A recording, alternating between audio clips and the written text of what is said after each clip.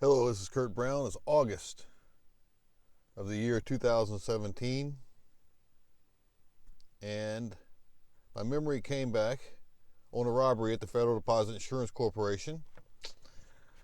Just recently, I remembered about some duct tape, and also I've been requested to set the office on fire. Deregulation Week 1999.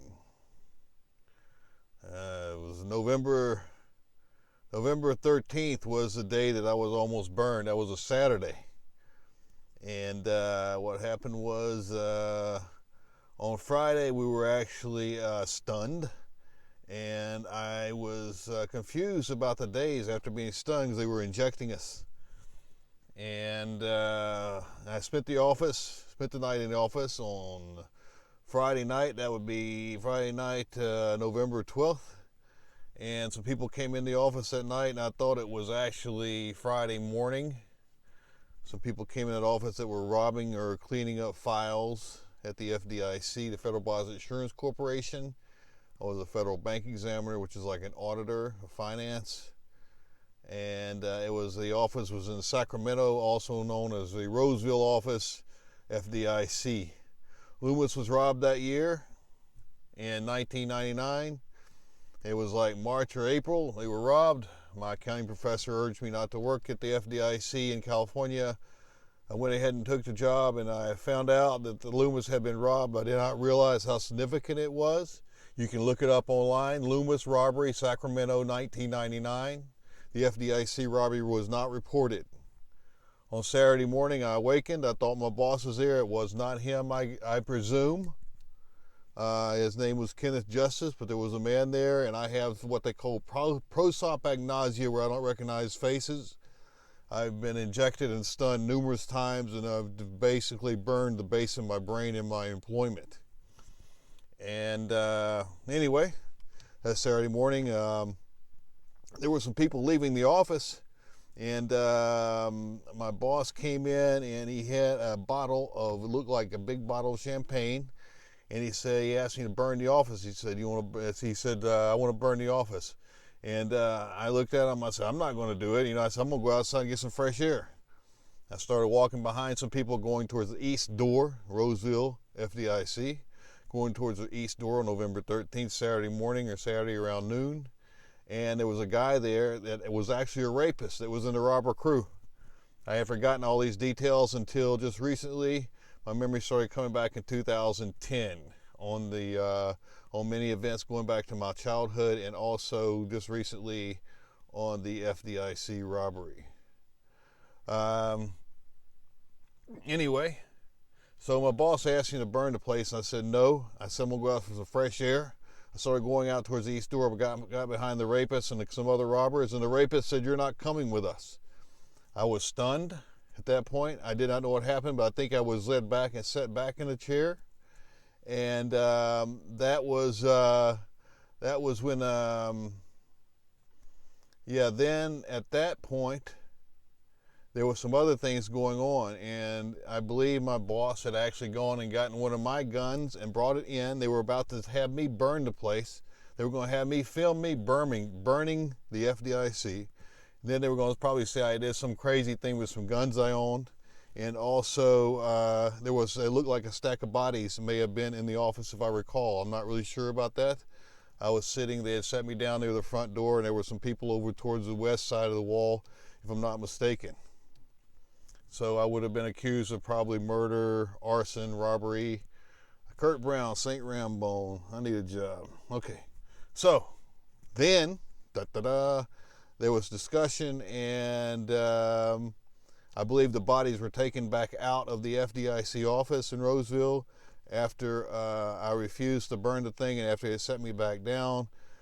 And some of the bodies were taken back, and I believe they also put my guns back. I don't know if it was at my home or in my vehicle, but I think they put my gun back. I remember there was discussion about my gun, although I'm not certain on that part.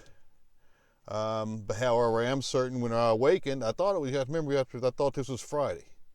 And when I awakened from the stunning and injections, I was sitting there in the office on the northeast corner office of the FDIC, kind of away from the main office, the key door. And I thought, how strange, nobody's here. I looked around, nobody was there. So I just went walking out, and I got to the door, and there was tape on the door. Duct tape. They were going to set the place on fire, conceal the smoke, and burn me inside. So thank you very little. My father told me not to work in banking or in the military. He said, don't work in finance or the military. And I went against his word, went in the military and got hurt. And I basically forgot his first lesson, don't work in finance. So I've seen these weapons before. They're stun and inject. Watch where you sit. You could be stunned if you sat down. That's the way it happened to me on numerous occasions at that job and at a bank, at the office and at the bank. There was also some strange things with a Jeff T over at San Francisco office on Kearney. It wasn't him that was suspicious of, but some other things regarding when we were at a Santa Rosa bank, and I was told to sit in the office, and if I remember correctly, he was holding a wire, and there was another man in the office who was from the Roseville office. He might have done it also. I don't know, maybe they both knew that we were being stunned and injected. Now, in the Navy, my captain said the war is far from space, and I had an incident where I was actually stunned on the boat, topside, dockside, Terminal Island, Long Beach, California Naval Station, 1983. And I'm not sure if it came from space or somebody had a stun gun. They can have a stun gun right there next to you, as I experienced when I was trying to leave the FDIC that morning. Now, they had already duct taped. They duct taped the door, so that meant that whenever they set me back down, when they set me back down, that's when they would have duct taped the door. Something may have happened. There might have been more people killed. They might have freaked out or whatever. But I estimate the robbery was about $2.3 trillion. I'd say $1 trillion was in delinquent savings and loans accounts. And 1 trillion was, or not 1 trillion, but 1 trillion would be delinquent savings and loans, or either fraudulent savings and loans, and also closed banks' monies that were closing where the money would not be recorded accurately. So that's estimated 2.3 trillion. The 18-wheeler robbed at Loomis, that was delayed, and the report was delayed until the day I was hired, and I was abducted on that date. It was in Sacramento. They estimated 2.3 million in an 18-wheeler, and I would estimate that they were probably telling us it was 2.3 trillion. Now that's in actual assets, tangible assets. When you start talking about handling paperwork for homes, property, and also dealing with the motherboard and software for future revenues, it could be much more. I want to go back to work for the Federal Deposit Insurance Corporation with my back pay.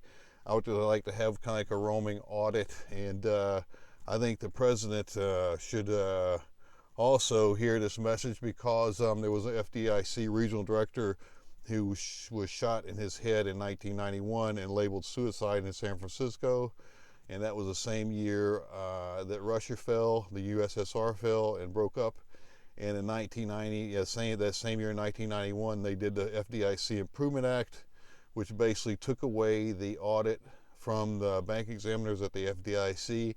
And also Loomis stopped using trail cards on their armored cars, so there was no trail. So what was happening was money was being moved around in the banks, and probably with some stunning events, and it was uninventoried assets. I want my I want my back pay back to about 1999 when I was first hurt. I think I deserve workers' compensation, but they will not pay. My memory has just come back on many things in the past 7 years. I really remembered my life. That bizarre thing. This is Kurt Brown, St. Rambone, founder of the website Mobile Audit Club, Federal Bank Examiner, 1999 and 2000, and back in the real world. Wish Kurt Cobain, my brother, was alive. I could sure use his assistance. Kurt, you're dirt. Kurt, we're dirt. There were a lot of us Kurts.